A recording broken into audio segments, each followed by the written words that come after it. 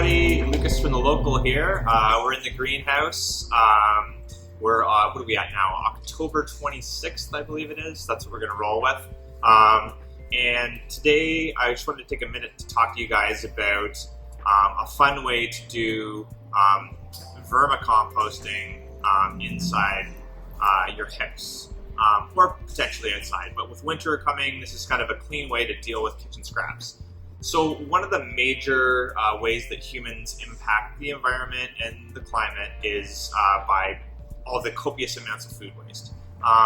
Each of us have food waste in our house, and a nice way to be able to deal with it is to actually turn it into a compost or vermicompost that can be used to grow plants or enrich our soil in the future. So what I'm going to do is I'm going to just kind of walk through how you would build one of these at home. So that you can take your kitchen scraps, instead of just throwing them in the bin or taking them out to the curb, you can actually turn them into something beneficial to you. Or maybe you have a neighbor that's keen on gardening. I'm sure they would love to have vermicompost for you. Vermicompost, by the way, is just essentially compost that's made by worms. It's a worm-rich compost.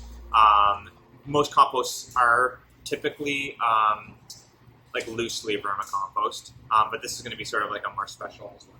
So what I've done is you got to be careful about what kind of worms you introduce first of all, because not all earthworms, not all worms rather, are going to be beneficial for creating nutrient-rich soil. So what you really want to get is red wigglers, which you can get from, you can order them online. I'm sure there's somebody here in Stratford. If I find out who that is, I will put a link in the video notes below. But essentially what I've done is I've gone out to my compost because we have many composts here at the local, and I've picked out a bunch of worms right out of the compost there. And I'll bring a few over to the camera if I can. There we go. Show you guys. There's the lens, yeah. So there's like a handful of worms. So I've got like, just collected a whole bunch of these little red wigglers here. I don't know if you can see them.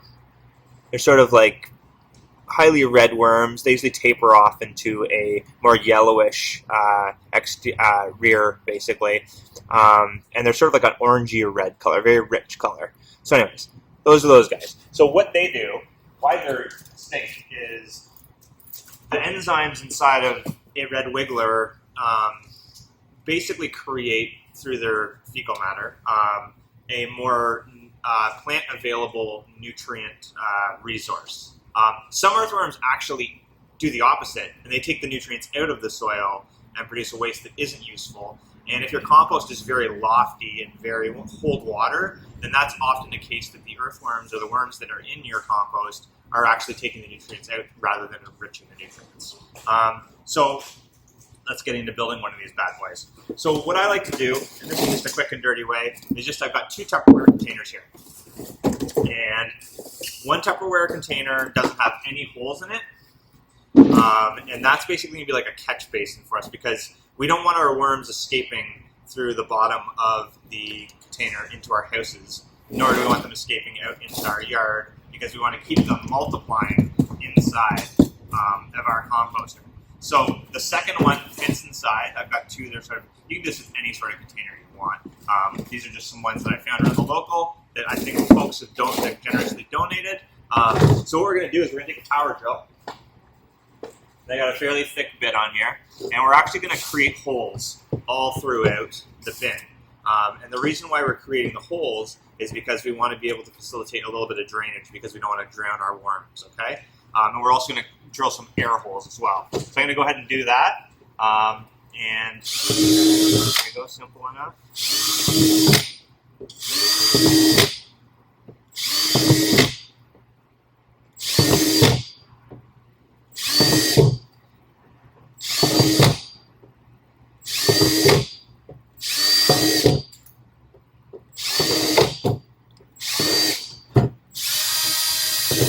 So if you can see right there, I've just quickly drilled in like 12 holes, I think, down along here, 1, 2, 3, 4, 1, 2, 3, so 12. And then I'm also going to drill in a couple of sides because we want to be able to keep a lid on this. because if we're keeping this in our house or even outside, we want to be able to control the moisture, and we also don't want fragrance getting out. Like, we don't want rotting food smell to get into our house. It actually doesn't smell that bad when you do it this way, but it's still nice to have that buffer.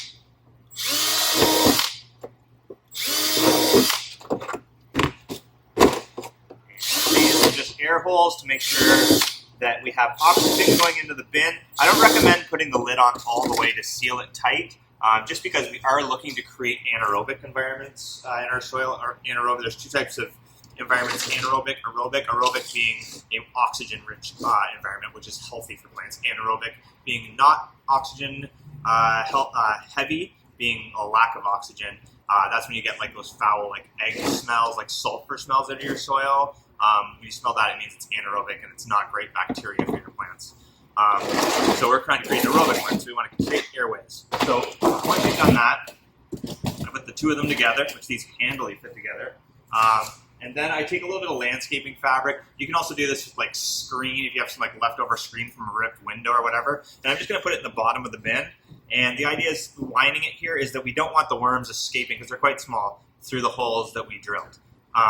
So what we're going to do is we're just going to line it so that water could pass through, but so that our worms won't. And then I like to put a little bit of cardboard at the bottom as well. Worms love cardboard.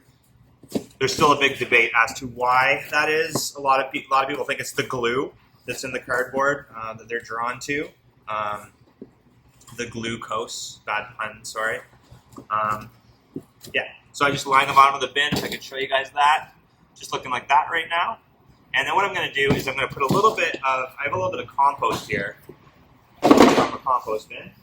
And you might think, oh, well, if you've already got compost, you know, like why bother putting it in a worm bin? Well, we can actually enrich this compost further by running it through a more intensive worm environment. And also we're going to be breeding more worms so that moving forward, we can create more and more compost and more vermicompost to create even better and richer soil on a higher volume. So what we're going to do is we're going to take out some of this. We're going to throw it in the bottom like this. Yeah, cover it up.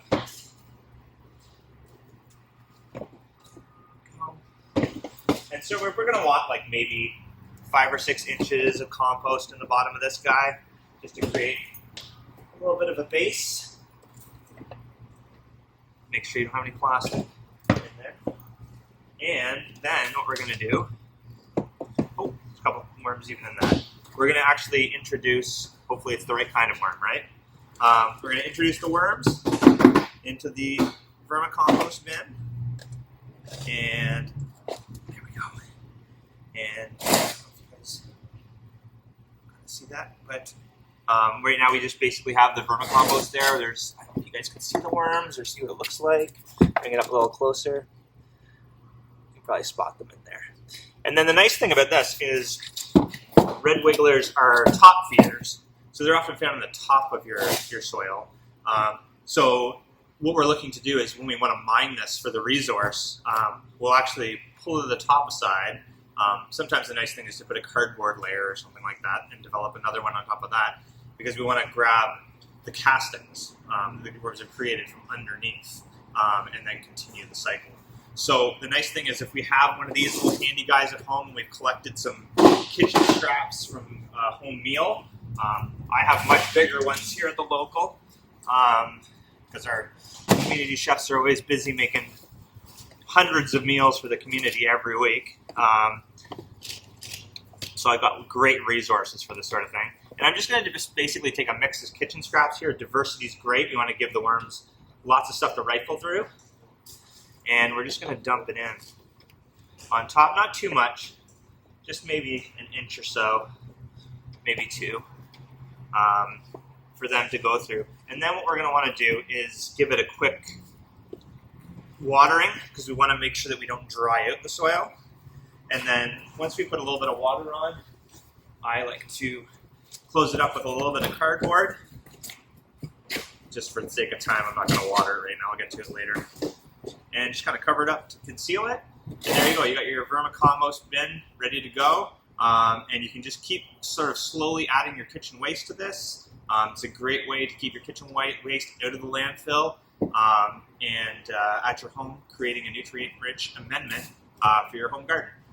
Hope you enjoyed, and I hope you have fun vermicomposting. Thanks a lot. Thanks for watching. Bye.